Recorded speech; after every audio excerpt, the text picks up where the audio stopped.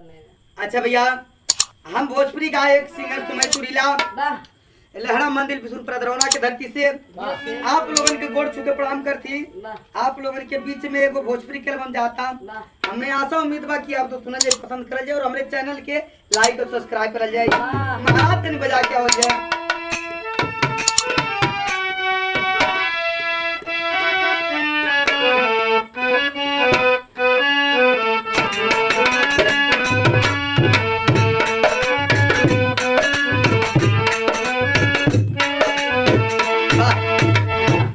कौनो मेहरारू के मर्द पुलिस में नौकरी करत रहल। मेहरारूआ धीरे धीरे तंग आ गई। एक दिन एक बात कहतिया। का कहतिया? हमारे राजा जी हो, हमारे राजा जी छोड़ी दा पुलिस के नौकरिया तू हमारे राजा जी छोड़ दा।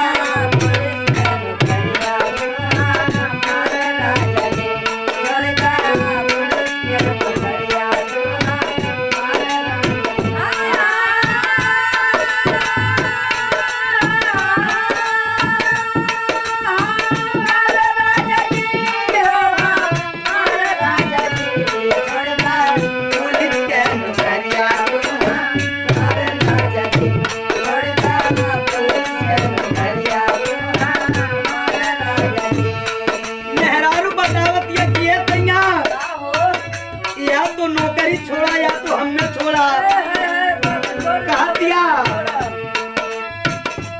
हमारी कार हलवा जामनिया राजा बुझा तू बर्तनिया। हमारी कार हलवा जामनिया राजा बुझा तू बर्तनिया।